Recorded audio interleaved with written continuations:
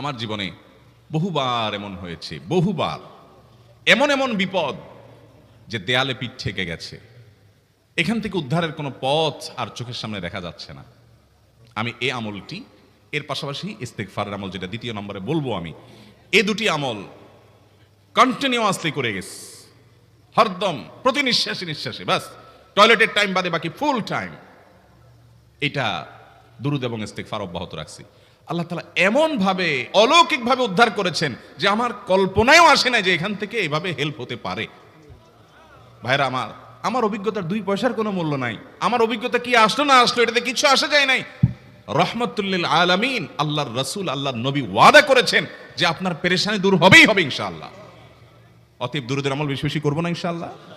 দুনিয়ার পেরেশানি, আমাদের বিপদ আপদ মুসিবত, এগুলো রিজিকের অনটন অভাব এগুলা, আর আখিরাতের পেরেশানি হলো আমাদের পাপ গুনাহ এগুলা।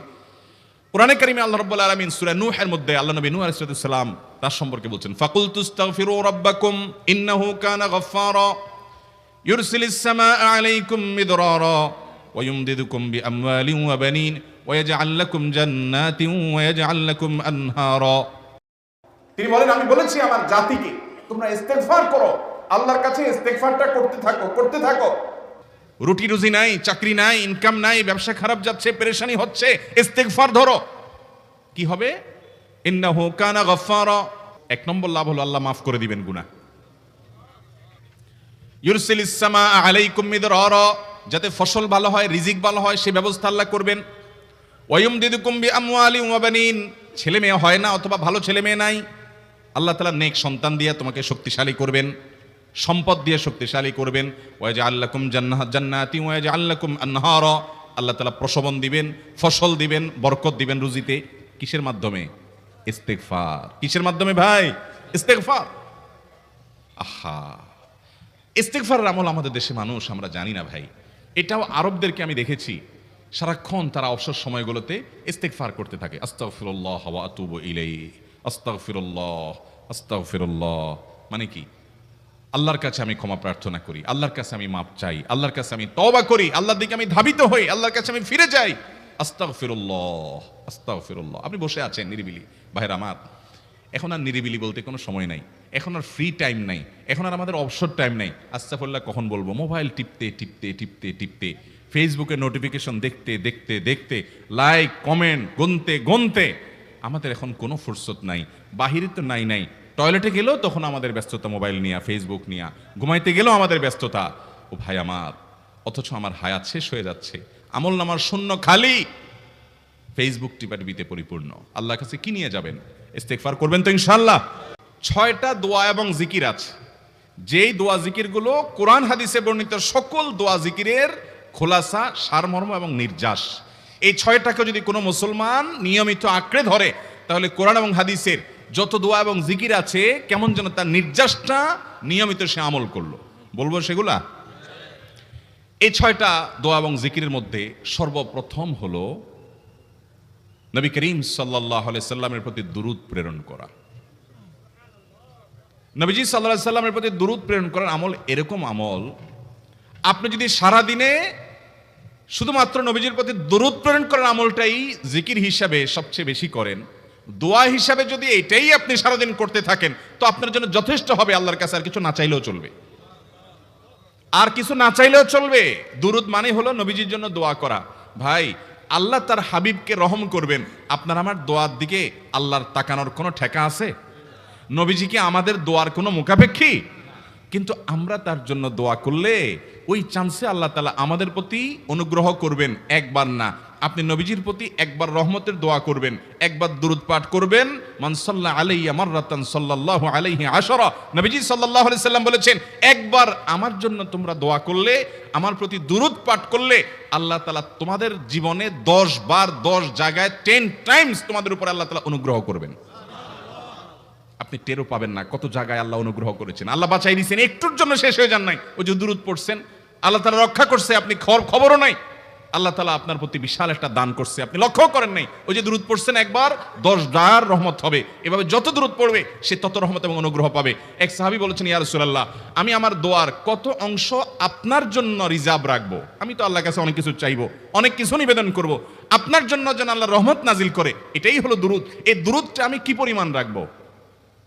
4/1, 3/1, অর্ধেক? এরপরে সাহাবী বলছেন, আসলে যদি সবগুলোই করি, উনি এক একটা পার্সেন্টেজ বলছেন, আর নবী করিম সাল্লাল্লাহু আলাইহি ওয়াসাল্লাম বলছেন যে, তাকে বুঝাচ্ছেন যে আরো বেশি করতে পারলে ভালো হয়। তো সাহাবী বাড়াইতে বাড়াইতে শেষ পর্যন্ত বলেন যে, আমার দোয়া যদি সবগুলো আপনার জন্য করি, আমি যদি আর কোনো দোয়া না করি, শুধু আপনার জন্যই দোয়া করি, নবী করিম সাল্লাল্লাহু আলাইহি ওয়াসাল্লাম তাকে সুসংবাদ দিলেন যে তাহলে তোমার আর কোনো সমস্যা থাকবে না, সব সমস্যা দূর হয়ে যাবে, তোমার কোনো পেরেশানি থাকবে না। ভাইরা আমার, দুরুদের আমল এমন একটা আমল যে আপনার জীবনে কোনো বিপদ, কোনো মুসিবত, কোনো পেরেশানি, কোনো সমস্যা দেখা দিয়েছে, আপনি যদি দুরুদ পড়তে থাকেন, কোনো কিছু মনে আসছে না, অনেক সময় ছাত্র জিজ্ঞেস করে, ভাই পরীক্ষার হলে পড়া ভুলে গেছে, কি করবো? আমি দুরুদ পড়া শুরু করেন। আরবদেরকে দেখা যায় কোনো কিছু ভুলে গেলে তারা বলে আল্লাহুম্মা সাল্লি আলা মুহাম্মদ, আল্লাহুম্মা সাল্লি আলা মুহাম্মদ, এটা শুরু করে তারা। কারণ নবী করিম সাল্লাল্লাহু আলাইহি সাল্লাম এর হাদিস থেকে স্পষ্টভাবে, একটি নয় বহু হাদিস থেকে প্রমাণিত, যে ব্যক্তি দুরুদটা নিয়মিত পাঠ করবে, সালাত আলা নবীটাকে যে ব্যক্তি আঁকড়ে ধরবে, সব সময় তার মুখ থেকে সালাত সালাত সালাম চলতে থাকে, এই ব্যক্তির সকল গুনাহ আল্লাহ মাফ করে দিবেন, সকল পেরেশানি আল্লাহ তাআলা মুক্ত করে দিবেন। ভাইরা আমার, দুরুদের আমলটা এত গুরুত্বপূর্ণ আমল, এটা আমরা করি এখন। অনেকে আছেন যে আনুষ্ঠানিকতা যখন থাকে দুরুদের, মিলাদের, তখন একটু সালাত আলা নবী যেভাবেই করেন। আর বাকি অনেকে আছেন যেগুলো করারও কোনো খোঁজ খবর নাই। দুরুদ বেশি বেশি করে পাঠ করবো তো ইনশাআল্লাহ।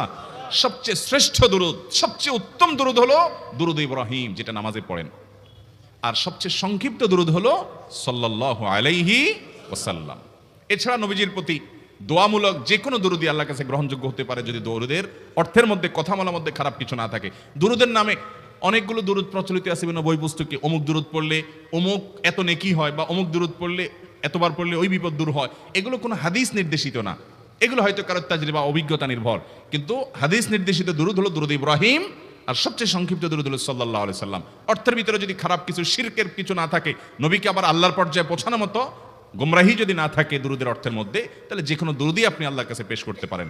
তাহলে 6টা দোয়া হলো কোরআন হাদিসের শত শত সহস্র দোয়ার নির্যাস এবং খোলাসা। তার 1 নম্বর হলো দুরুদের আমল। করবো না বেশি বেশি ইনশাআল্লাহ? আমার জীবনে বহুবার এমন হয়েছে, বহুবার এমন এমন বিপদ যে দেয়ালে পিঠ ঠেকে গেছে, এখান থেকে উদ্ধারের কোনো পথ আর চোখের সামনে দেখা যাচ্ছে না। আমি এই আমলটি, এর পাশাপাশি ইস্তেগফারের আমল, যেটা 2 নম্বরে বলবো আমি, এই দুটি আমল কন্টিনিউয়াসলি করে গেছি, হরদম প্রতি নিঃশ্বাসে নিঃশ্বাসে, বাস টয়লেটের টাইম বাদে বাকি ফুল টাইম এটা দুরুদ এবং ইস্তেগফার অব্যাহত রাখছি। আল্লাহ তাআলা এমন ভাবে অলৌকিক ভাবে উদ্ধার করেছেন যে আমার কল্পনায়ও আসে না যে এখান থেকে এইভাবে হেল্প হতে পারে। ভাইরা আমার, আমার অভিজ্ঞতার 2 পয়সার কোনো মূল্য নাই। আমার অভিজ্ঞতা কি আসলো না আসলো, এটাতে কিছু আসে যায় নাই। রহমতুল্লিল আলামিন আল্লাহর রাসূল, আল্লাহর নবী ওয়াদা করেছেন যে আপনার পেরেশানি দূর হবেই হবে ইনশাআল্লাহ। অতএব দুরুদের আমল বেশি বেশি করবো না ইনশাআল্লাহ। নাম্বার 2, ইস্তেগফার। ইস্তেগফার ইস্তেগফার এটাও বেশি বেশি করতে হবে, দুরুদও বেশি বেশি করতে হবে। দুরুদের ব্যাপারে নবী করিম সাল্লাল্লাহু আলাইহি ওয়াসাল্লাম এক হাদিসে বলেছেন, আকসিরু আলাইয়া মিনাস সালাতি মিন ইয়াউমিল জুমআতি ওয়া লাইলাতিল জুমআহ। জুমার রাতে আর জুমার দিনে, অর্থাৎ বৃহস্পতিবার দিবাগত রাত আর জুমার দিন শুক্রবার, এই সময়গুলোতে তোমরা আমার প্রতি বেশি বেশি দুরুদ পাঠ করো। এই যে নবীজি বলছেন বেশি বেশি পাঠ করো, তাহলে দুরুদটা বেশি বেশি পাঠ করতে হবে। ঠিক একইভাবে 2 নম্বর যেটা, দ্বিতীয় আমল যেটা ইস্তেগফার, এটাও বেশি বেশি করতে হবে। কারণ ইস্তেগফার সম্পর্কে কোন কোন হাদিসের ভাষ্যের মধ্যে মান লাজিমাল ইস্তেগফার ভাষ্য এসেছে, অর্থাৎ যে ব্যক্তি ইস্তেগফারকে আঁকড়ে ধরবে, এটাকে কন্টিনিউয়াসলি করবে, ইস্তেগফার কখনো ছাড়বে না, সবসময় তার মধ্যে ইস্তেগফার অব্যাহত থাকবে, ওই ব্যক্তিকে আল্লাহ রাব্বুল আলামিন বিভিন্ন পেরেশানি থেকে সারপ্রাইজড হওয়ার মতো এমন এমন পথ বের করে দিবে যে সে চিন্তাও করে নাই, তার পেরেশানি থেকে মুক্তির পথ আল্লাহ তাআলা দেখায় দিবেন। ইস্তেগফার কিভাবে করবেন ভাই? ইস্তেগফার এমন একটা আমল, এটা ছাড়া তো আমাদের উপায় নাই ভাই। ইস্তেগফার আমাদের দুনিয়ার পেরেশানি দূর করবে, আখিরাতের পেরেশানি দূর করবে। দুনিয়ার পেরেশানি আমাদের বিপদ আপদ মুসিবত, এগুলো রিজিকের অনটন অভাব এগুলা, আর আখিরাতের পেরেশানি হলো আমাদের পাপ গুনাহ এগুলা। কোরআনে কারিমে আল্লাহ রাব্বুল আলামিন সূরা নূহের মধ্যে আল্লাহ নবী নূহ আলাইহিস সালাম তার সম্পর্কে বলছেন, ফাকুলতুস্তাগফিরু রাব্বাকুম ইন্নাহু কানা গাফফারা ইউরসিলিস সামাআ আলাইকুম মিদরারা ওয়া ইউমদিদুকুম বিআমওয়ালিন ওয়া বানিন ওয়া ইয়াজআল লাকুম জান্নাতিন ওয়া ইয়াজআল লাকুম আনহারা। তিনি বলেন, আমি বলেছি আমার জাতিকে তোমরা ইস্তেগফার করো, আল্লাহর কাছে ইস্তেগফারটা করতে থাকো। রুটি রুজি নাই, চাকরি নাই, ইনকাম নাই, ব্যবসা খারাপ যাচ্ছে, পেরেশানি হচ্ছে, ইস্তেগফার ধরো, কি হবে? ইন্নাহু কানা গাফফারা। এক নম্বর লাভ হলো আল্লাহ মাফ করে দিবেন গুনাহ। ইউরসিলিস সামাআ আলাইকুম মিদরারা, যাতে ফসল ভালো হয়, রিজিক ভালো হয় সেই ব্যবস্থা আল্লাহ করবেন। ওয়া ইউমদিদুকুম বিআমওয়ালিন ওয়া বানিন, ছেলে মেয়ে হয় না অথবা ভালো ছেলে মেয়ে নাই, আল্লাহ তাআলা নেক সন্তান দিয়ে তোমাকে শক্তিশালী করবেন, সম্পদ দিয়ে শক্তিশালী করবেন। ওয়া ইয়াজআল লাকুম জান্নাতি ওয়া ইয়াজআল লাকুম আনহারা, আল্লাহ তাআলা প্রসবন দিবেন, ফসল দিবেন, বরকত দিবেন রুজিতে। কিসের মাধ্যমে? ইস্তেগফার। কিসের মাধ্যমে ভাই? ইস্তেগফার। আহা, ইস্তেগফারের আমল আমাদের দেশে মানুষ আমরা জানি না ভাই। এটাও আরবদেরকে আমি দেখেছি, সারাক্ষণ তারা অবসর সময়গুলোতে ইস্তেগফার করতে থাকে, আস্তাগফিরুল্লাহ ওয়া আতুবু ইলাইহি, আস্তাগফিরুল্লাহ আস্তাগফিরুল্লাহ। মানে কি? আল্লাহর কাছে আমি ক্ষমা প্রার্থনা করি, আল্লাহর কাছে আমি মাপ চাই, আল্লাহর কাছে আমি তওবা করি, আল্লাহর দিকে আমি ধাবিত হই, আল্লাহর কাছে আমি ফিরে যাই, আস্তাগফিরুল্লাহ আস্তাগফিরুল্লাহ। আপনি বসে আছেন নিরিবিলি, ভাইরা আমার, এখন আর নিরিবিলি বলতে কোনো সময় নাই, এখন আর ফ্রি টাইম নাই, এখন আর আমাদের অবসর টাইম নাই। আস্তাগফিরুল্লাহ কখন বলবো? মোবাইল টিপতে টিপতে টিপতে টিপতে, ফেসবুকে নোটিফিকেশন দেখতে দেখতে দেখতে, লাইক কমেন্ট গুনতে গুনতে আমাদের এখন কোনো ফুরসত নাই। বাহিরে তো নাই, টয়লেটে গেলেও তখন আমাদের ব্যস্ততা মোবাইল নিয়ে, ফেসবুক নিয়ে, ঘুমাইতে গেলেও আমাদের ব্যস্ততা। ও ভাই আমার, অথচ আমার হায়াত শেষ হয়ে যাচ্ছে, আমল নামার শূন্য খালি, ফেসবুক টিপাটিপিতে পরিপূর্ণ। আল্লাহর কাছে কি নিয়ে যাবেন? ইস্তেগফার করবেন তো ইনশাআল্লাহ? অবসর সময় ইস্তেগফার করবেন তো ইনশাআল্লাহ? নিরিবিলি আছেন, একাকী আছেন, ইস্তেগফার চালায় দেন। 10 সেকেন্ড টাইম পাইছেন, ইস্তেগফার শুরু করে দেন। ডাক্তারের কাছে গেছেন, ওয়েটিং এ আছেন, বসে আছেন, ইস্তেগফার করতে থাকেন। সিরিয়াল আছেন কোনো কাজের, ইস্তেগফার করতে থাকেন। ডিউটিতে যাচ্ছেন, গাড়িতে, বাইসাইকেলে, বাইকে, যে কোনো ভাবে পায়ে হেঁটে ইস্তেগফার করতে থাকেন। যে কোনো অবসরের সময়গুলোকে ইস্তেগফার দিয়ে পরিপূর্ণ করে দেন। ভাইরা আমার, ইস্তেগফার সকল সমস্যার সমাধান। ইস্তেগফারের ভিতরে সবচেয়ে শ্রেষ্ঠ ইস্তেগফার হলো সাইয়্যিদুল ইস্তেগফার। সাইয়্যিদুল ইস্তেগফারটা যদি মুখস্থ না পারেন, অন্তত লিখিত ভার্সনটা পড়েন। সাইয়্যিদুল ইস্তেগফারের যে অর্থ, এটার যে মর্ম, বড় হৃদয়গ্রাহী ভাই, বড় মর্মস্পর্শী। ইমানদার এটার অর্থের দিকে তাকায় যদি পড়ে, তো তার অন্তর না গলে পারে না। আল্লাহুম্মা আনতা রব্বি, হে আল্লাহ আপনি আমার রব, আপনি আমার পালনকর্তা লাগেন, আপনার সাথে আমার এই সম্পর্ক, আমি আপনার গোলাম, আপনি আমার রব, এই সম্পর্কটা আপনার সাথে আছে। আল্লাহুম্মা আনতা রব্বি লা ইলাহা ইল্লা আন্ত, ও আল্লাহ আপনি ছাড়া আমার ইবাদত, আমার গোলামি, আমার দাসত্ব, উপাসনার উপযুক্ত আর কেউ নেই।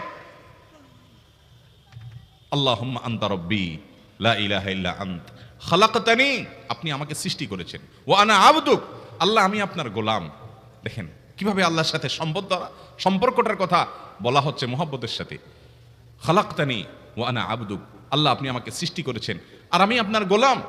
ওয়া আনা আলা আহদিকা ওয়া ওয়া'দিকা মাস্তাতা'তু, আল্লাহ আপনার সাথে যে অঙ্গীকার করেছিলাম, আলাস্তু বিরব্বিকুম, আপনি জিজ্ঞেস করেছেন, আলমে আরওয়াহাতে আমরা বলেছি বালা, হ্যাঁ আপনি আমার রব।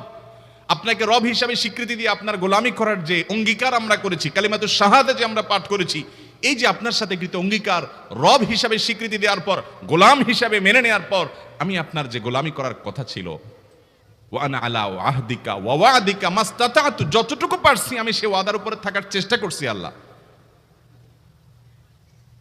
ওয়া আনা আলা আহদিকা ওয়া ওয়া'দিকা মাস্তাতা'ত আবুউ লাকা বিনি'মাতিকা আলাই, আল্লাহ আমি স্বীকার করি আপনি আমার প্রতি অনেক নিয়ামত দিয়েছেন, অনেক নিয়ামত দিয়েছেন, এটা আমি স্বীকার করি। ওয়া আবুউ লাকা বিযামবি, আর আমি এও স্বীকার করি যে আল্লাহ অনেক অপরাধ, অনেক পাপ আমার দ্বারা হয়ে গেছে। ফাগফিরলি, অতএব আপনি আমাকে মাফ করে দেন।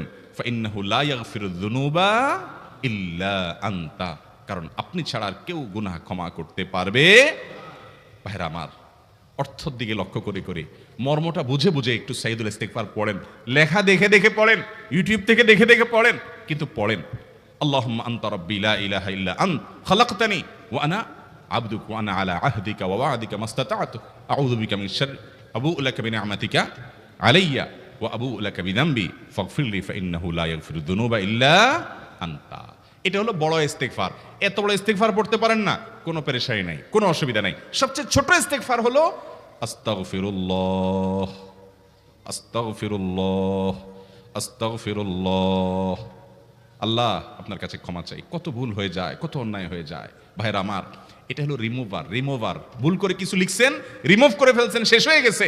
আপনি ঘন ঘন ইস্তেগফার পড়তে থাকেন, অগণিত ভুল হয়, অগণিত ত্রুটি হয়, বারবার ইস্তেগফার এগুলোকে সবগুলোকে শেষ করে দেয়। ভাইরা আমার, নিরাপত্তা এনে দেয়। আল্লাহ কোরআনে কারিমে বলেছেন যে আপনার রব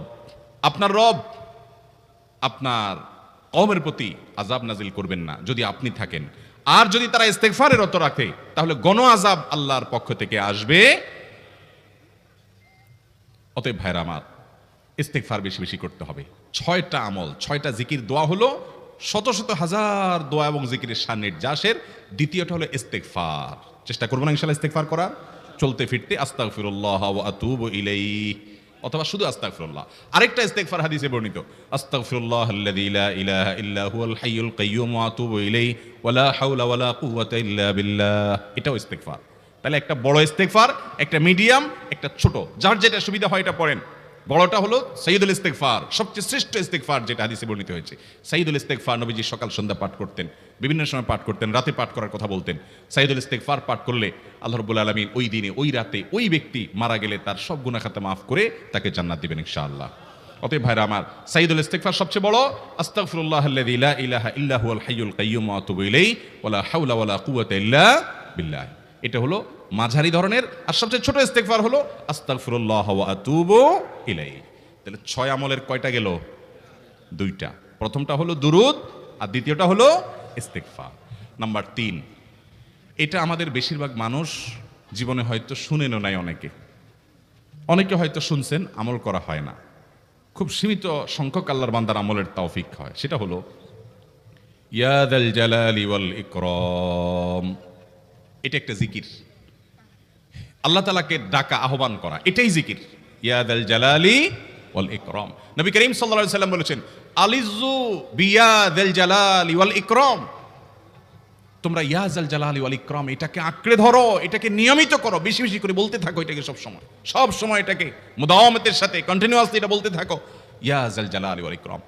অনেক উলামায়ে কেরাম, মুহাদ্দিসিনে কেরাম ইয়া যাল জালালি ওয়াল ইকরাম কেন নবীজি এত বেশি বলতে বলেছেন, এটার মাধ্যমে আমাদের লাভটা কি, এর ব্যাখ্যা করতে গিয়ে বলেছেন, ইয়া যাল জালাল মানে হলো হে মহান মহান বড়ত্বের অধিকারী, হে জালালের অধিকারী, হে জালাল।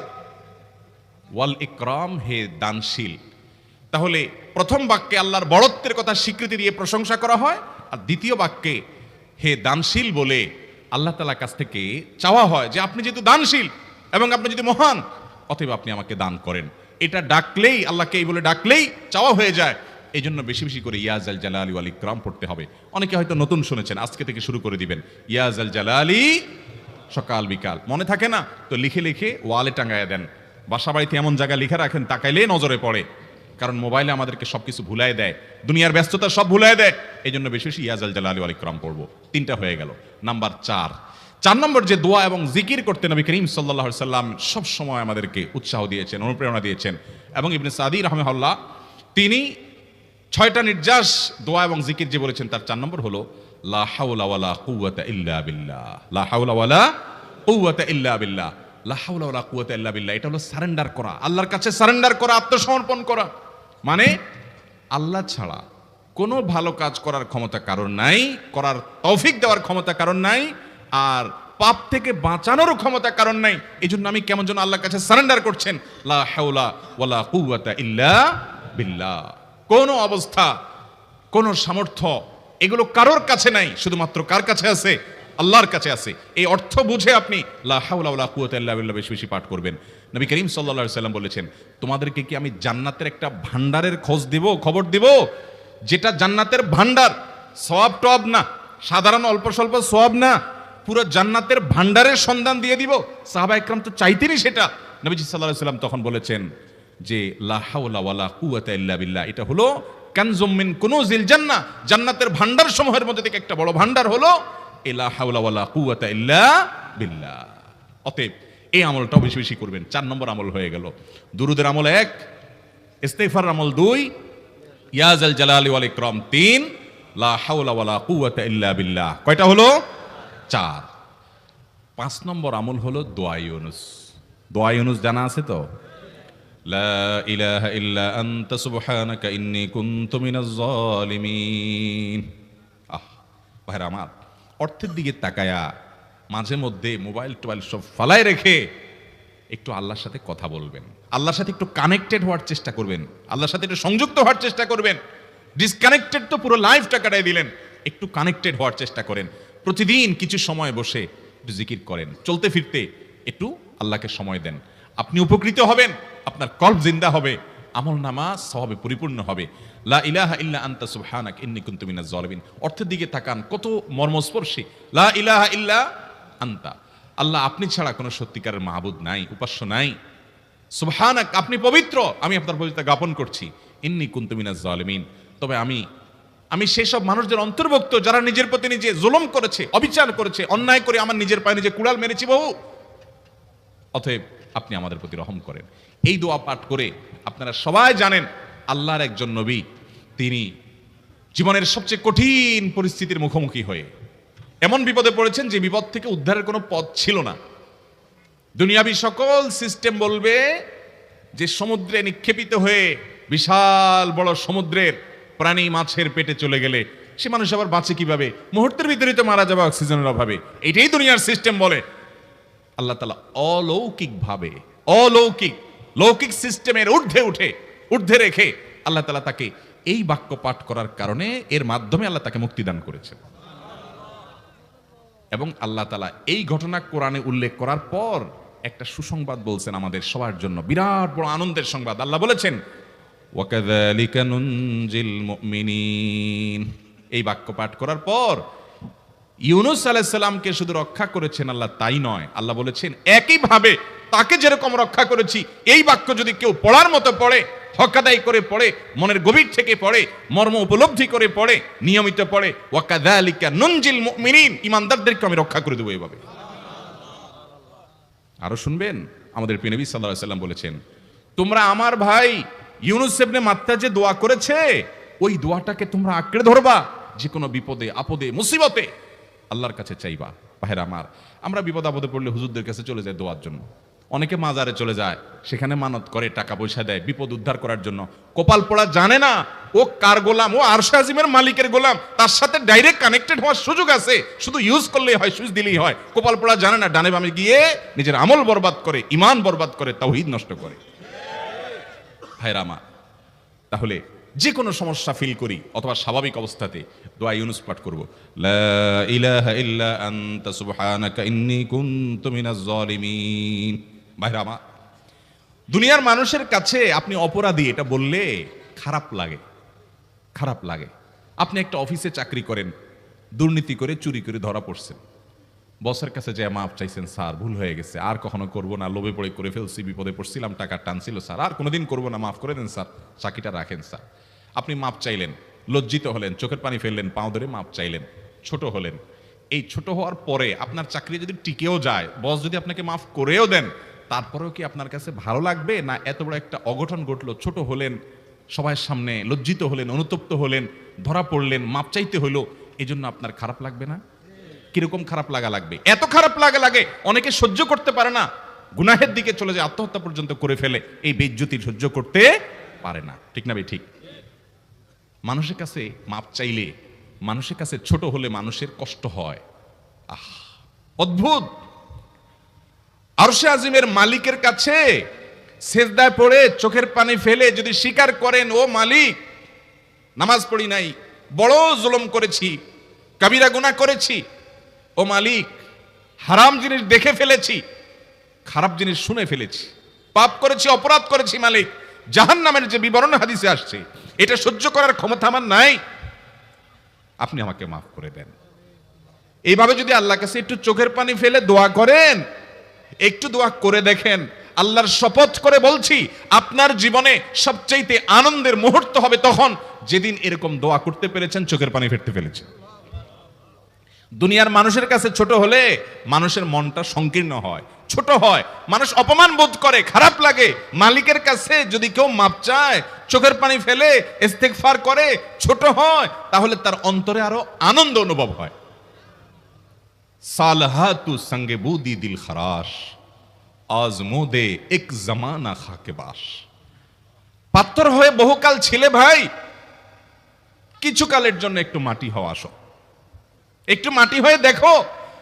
পাথর হয়ে তুমি যতটা আনন্দিত হয়েছো, পুলকিত হয়েছো, পরিতৃপ্ত হয়েছো, আরশ আজিমের মালিকের শপথ করে বলছি, আল্লাহর কাছে মাটি হয়ে, ছোট হয়ে, তুচ্ছ হয়ে, অপমানিত হয়ে, ক্ষমা চেয়ে, ইস্তেগফার করে তুমি যখন লা ইলাহা ইল্লা আনতা সুবহানাকা ইন্নী কুনতু মিনাজ জালিমিন নিজে পাপ করেছো এটা স্বীকার যখন করবে, তখন আল্লাহ তাআলা শুধু মাফ করবেন না, তোমাকে ঈমানের স্বাদ দিবেন, তুমি সাথে সাথে অন্তরে সেটা অনুভব করবা।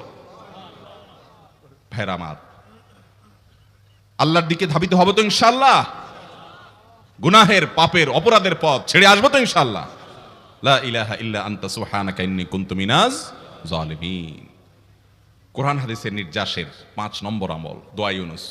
নবীজি সাল্লাল্লাহু আলাইহি সাল্লাম বলেছেন, আমার ভাই ইউনুস আলাইহিস সালাম, তিনি আল্লাহর কাছে এটা পড়ে যেরকম বিপদ থেকে রক্ষা পেয়ে গেছেন, তোমরা আমার ভাই ইউনুস আলাইহিস সালামের দোয়াটা বেশি বেশি পড়বা, ওইটাকে তোমরা আঁকড়ে ধরবা, তোমাদেরকে আল্লাহ তাআলা উদ্ধার করবেন।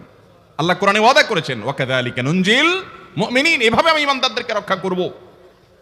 অতএব ভাইরা আমার, বিপদ আপদে ওই মাজারে দৌড় দিবেন না, হুজুরের কাছে দোয়া চান, এটাতে দোষের কিছু নাই, কিন্তু সবকিছুর আগে আপনি নিজে নিজের মালিকের কাছে চান। আমরা অনেকে দোয়া করি না, কেন করি না? আমরা মনে করি যাই রে, আমি এত গুনাহগার মানুষ, আমার দোয়া কবুল হবে, এই জন্য হুজুরের কাছেই শুধু যায়, যে হুজুর যদি কিছু বলে দেয়। আল্লাহর কাছে ডাইরেক্ট চাইলে যে পাওয়া যাবে, এটা অনেক মুসলমান বিশ্বাস করে না, ভালো করে জানে না। ভাইরা আমার, আল্লাহ কোরআনে বলেছেন,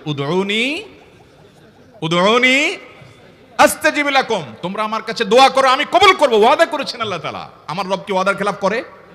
আমাদের রব ওয়াদার খেলাফ করে? ইন্নাহু লা ইউখলিফুল মিআদ, তিনি ওয়াদার খেলাফ করেন না। তিনি বলেছেন তোমরা দোয়া করো, হালাল বক্ষণ থাকে, যদি হালাল উপার্জন যদি থাকে, শরীরে যদি হারাম যদি না থাকে, শর্ত আদায় করে দোয়া যদি করেন, দোয়া করে আবার হুলস্থুল যদি না করেন, তাড়াহুড়ো যদি না করেন, দোয়া করে আল্লাহর কাছে দরখাস্ত জমা দিয়ে দেন, দুরূদ পাঠ করেন, শর্ত আদায় করে দোয়া করেন, আপনি যত অপরাধী হন, যত গুনাহগার হন, যত পাপিষ্ঠ হন, আল্লাহ আপনার দোয়া কবুল করবে। আচ্ছা ভাই, আমরা যত খারাপ হই, আপনি নামাজ পড়েন না, আপনি ফিল্ম দেখেন, আপনি হারাম জিনিস দেখেন, আপনি অনেক খারাপ কাজ করেন, গালিগালাজ করেন, মানুষের হক মারেন, যত খারাপ আপনি হন, আপনি ইবলিসের চেয়ে বেশি খারাপ হতে পারবেন? ইবলিসের চেয়ে বেশি খারাপ হওয়ার সুযোগ আছে? খারাপের বাপ সে, তার মতো খারাপ তো আপনি চাইলেও হতে পারবেন না, ঠিক না ভাই? ঠিক। আচ্ছা, এই ইবলিস আল্লাহর কাছে দোয়া করছে কখন? এমন সময় যখন আল্লাহ তাকে নির্দেশ করছে সিজদা করো, আদমের সম্মানে। সেই নির্দেশ সে লঙ্ঘন করেছে, ডাইরেক্ট আল্লাহর সামনে সরাসরি লঙ্ঘন, সরাসরি বিদ্রোহ। আপনার সামনে আপনার ছেলে, আপনার কর্মচারী, আপনার কাজের লোক ডাইরেক্ট যদি একটা জিনিস বলে পারবো না, কি পরিমাণ মেজাজ আপনার গরম হবে চিন্তা করেন। অথচ আপনিও মানুষ, সেও মানুষ, আর আল্লাহ হলেন সৃষ্টিকর্তা, এ হলো সৃষ্টি। সে যুক্তি দেখায়, খালাকতানি মিন নার ওয়া খালাকতাহু মিন তিন, আমারে আগুন থেকে তৈরি করছেন, তারে মাটি থেকে তৈরি করছেন, আমি কেন তারে সিজদা করব? তর্ক যুক্তি হাজির করে আল্লাহর নির্দেশকে আল্লাহর সামনে লঙ্ঘন করেছে। কত ডেঞ্জারাস সিচুয়েশন বুঝেন, কি পরিমাণ রাগ আল্লাহ রাব্বুল আলামিন হওয়ার কথা। তার তো গুণবাচক নাম শুধু রহমান রহিম না, তার গুণবাচক নাম আছে কি? কাহার, জব্বার। তো আল্লাহ রাব্বুল আলামিনের এই গুণবাচক নামও তো আছে, তিনি হচ্ছে প্রচন্ড রকমের কাহারের অধিকারী। তো আল্লাহর সামনে ডাইরেক্ট তার আদেশকে লঙ্ঘন করেছে, হঠকারিতা দেখিয়েছে, অহংকার করেছে, দম্ভ দেখিয়েছে, এত বড় বেয়াদবি করেছে। ওই টাইমে আল্লাহ তাআলা তো রাগ হওয়ার কথা। ওই রাগের সময়, ওই কঠিন সময় ইবলিস যখন আল্লাহ তাকে বললেন, যাও ফখরুজ মিনহা ইন্নাকা রাজিম, জান্নাত থেকে বের হও, তুমি বিতাড়িত, আল্লাহ রাগ হয়ে তাকে জান্নাত থেকে বের করে দিলেন। ভাইরা আমার, এই রকম সময় পর্যন্ত ইবলিস দোয়া করে বসছে। কি দোয়া করছে? রব্বি আনজিরনি ইলা ইয়াউমি ইউবআসুন, আল্লাহ আমাকে সুযোগ দেন, কিয়ামত পর্যন্ত হায়াতটা দেন আমারে, দোয়া করে বসছে। কিন্তু আল্লাহ তাআলা কি করছেন? আল্লাহ বলছেন, তোর সাহস, তোর বেটা মাত্র সিজদা করতে বলছেন, করলি না, কমবখত, আবার দোয়া করস? আল্লাহ সেটা বলেন নাই। আল্লাহ কি করছেন? ইন্নাকা মিনাল মুনজারিন, যাও তোমাকে সুযোগ দেয়া হলো। সুবহানাল্লাহ। ইবলিস যদি আল্লাহর রাগ হওয়ার মতো সময়ে, ক্রোধ হওয়ার মতো সময়ে আল্লাহর সামনে আল্লাহর সরাসরি অবাধ্য হয়ে আল্লাহ তাকে বের করে দিচ্ছেন বিতাড়িত শয়তানকে, ওই টাইমে যদি দোয়া করার পর ইবলিসের দোয়া কবুল হয়, ও মুসলমান আপনি আল্লাহর গোলাম হিসেবে নিজেকে স্বীকার করেন, আপনি যত পাপিষ্ঠ হন না কেন আপনার দোয়া কেন কবুল হবে না?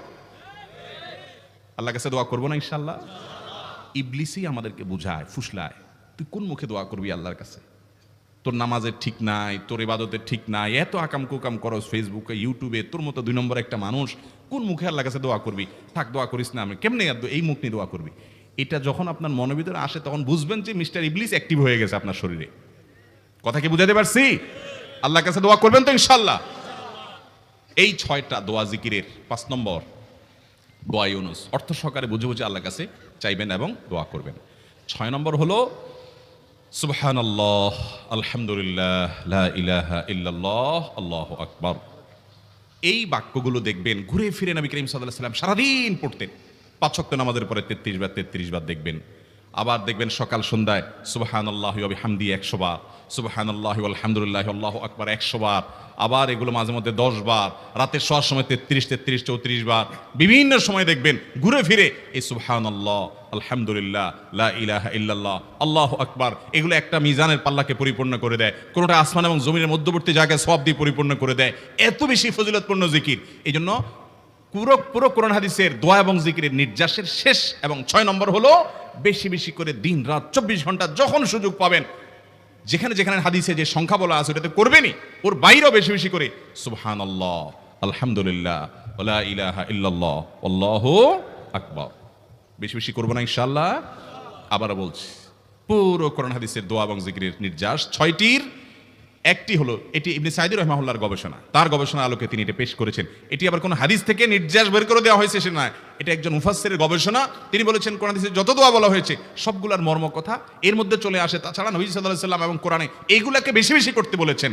আলিজ্জু, আকফিরু, মান লাজিমা, এই শব্দগুলো ব্যবহার করা হয়েছে। এই জন্য এগুলো বেশি বেশি করে করতে হবে। এই যে শেষেরটা নবী সাল্লাল্লাহু আলাইহি ওয়াসাল্লাম সবসময় বিভিন্ন জায়গায় করতেন। আবারও বলছি, নাম্বার 1 দুরুদ, নাম্বার 2 ইস্তিগফার, নাম্বার 3 ইয়া যাল জালালি ওয়াল ইকরাম, নাম্বার 4 লা হাওলা ওয়ালা কুওয়াতা ইল্লা বিল্লাহ, জান্নাতের ভান্ডার এটা, নাম্বার 5 লা ইলাহা ইল্লা আনতা সুবহানাকা ইন্নী কুনতু মিনাজ জালিমিন, বিপদ না আসলেও স্বাভাবিক অবস্থায় পড়বেন। নাম্বার 6 সুবহানাল্লাহি ওয়াল হামদুলিল্লাহি ওয়া লা ইলাহা ইল্লাল্লাহু আল্লাহু আকবার। নিয়মিত করব তো ইনশাআল্লাহ? আল্লাহ আমাকে আপনাকে আমাদের সবাইকে আমল করার তৌফিক দান করুন, সব সময় জিকিরের মধ্যে থাকার তৌফিক দান করুন। জাযাকুমুল্লাহু খায়রা ওয়া আখিরু দাওয়ানা আলহামদুলিল্লাহি রাব্বিল আলামিন।